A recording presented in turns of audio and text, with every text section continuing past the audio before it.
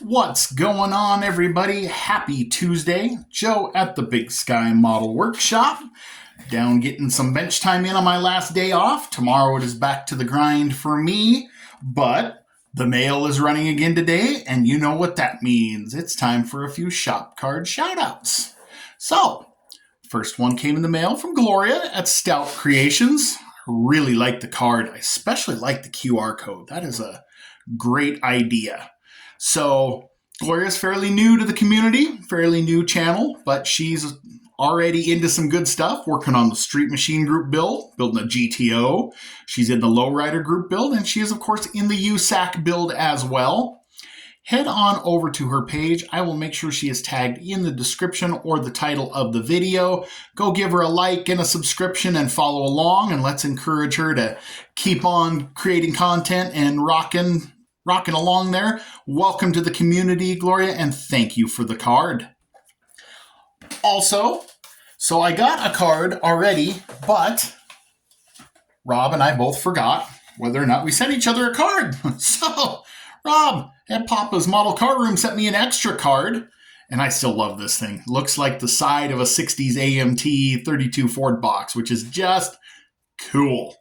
But was even cooler is he sent me along some vintage drag racing photos, guys. And this stuff, I mean, I am a fan of all kinds of racing, especially from the 60s, 70s, and early 80s. I am a huge fan of junior stock and super stock and the early years of pro stock and funny car drag racing.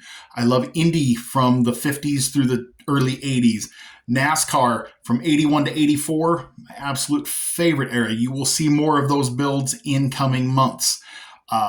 Fascinated by things like Can-Am and Trans Am and even Formula One from that era. But these are some awesome drag race ones. That is the Mickey Thompson Mach 1, who I believe Danny Ungaius would have been driving at this time.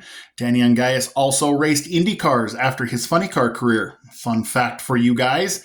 Had a very, very wicked crash in the early 80s. It's on YouTube. He survived, but yee. Now that is cool. Hey, BG, if you're watching, this is right up your alley. Corvair funny car.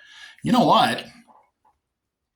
Yeah, I got an idea brewing in my head here that would involve a Corvair body and like one of the MPC 7-in-1 Corvette kits.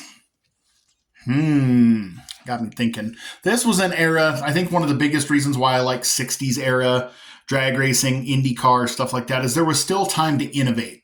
Everything, every class of racing nowadays, even into the short tracks, unfortunately, to this point, has been just so heavily regulated.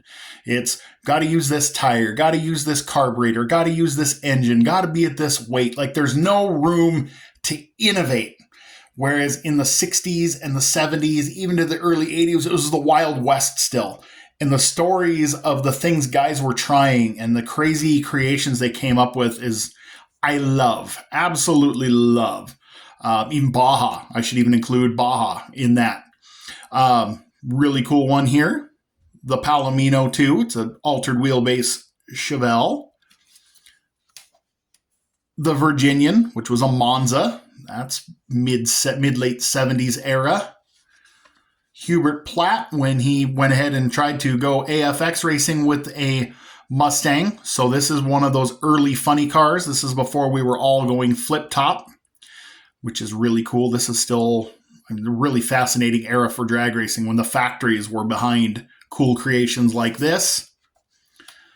The Olympia, and that looks like that is a Dodge Omni funny car.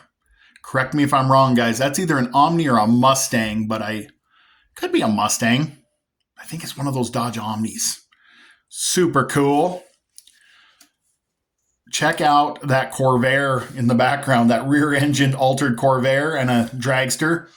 If you guys may or may not know, I live in a town that has, far as we know, the longest active running NHRA drag strip in the nation, has been running almost continuously since 1957. There is a ton of history in this community with drag racing going back to the 1960s.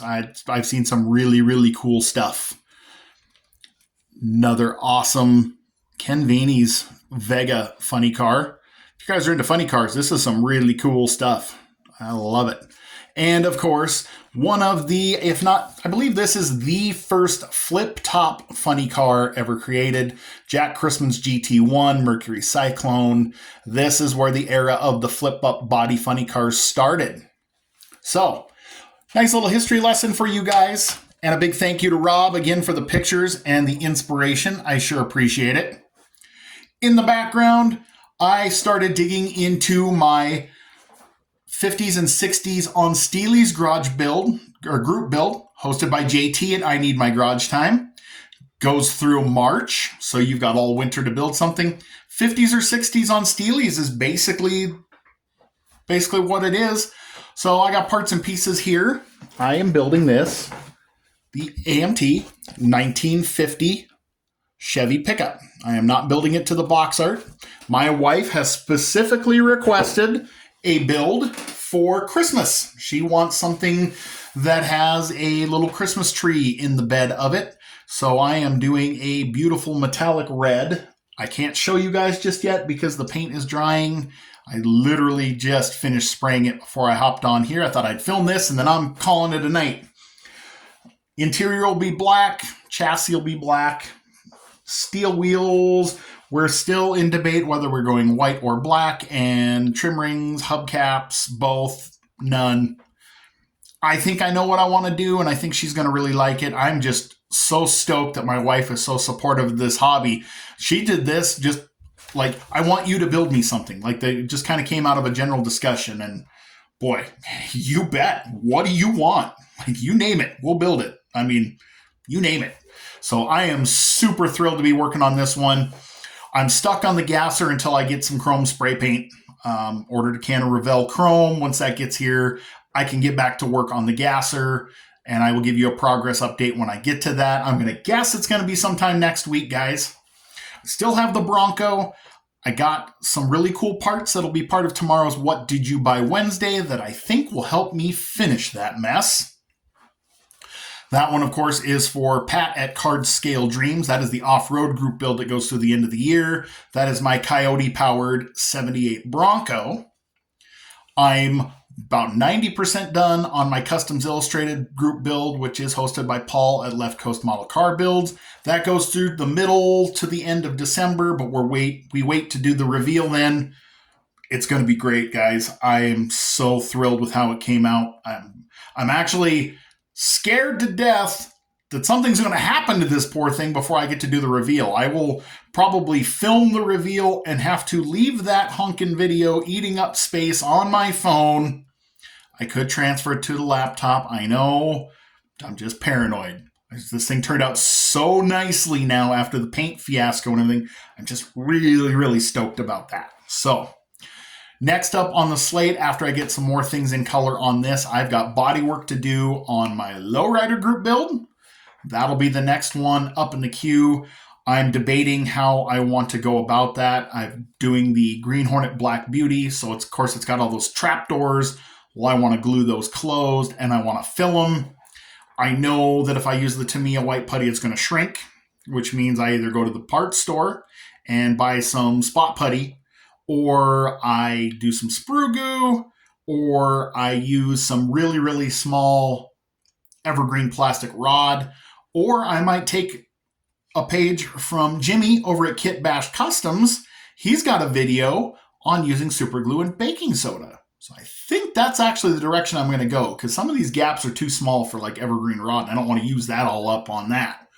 So when I get to that point in body working on that, I will share that in a video. I'll quit rambling for tonight. You guys, hope your week is off to a good start. Have a great Tuesday, rest of Tuesday. I will see you guys tomorrow night with What Did You Buy Wednesday?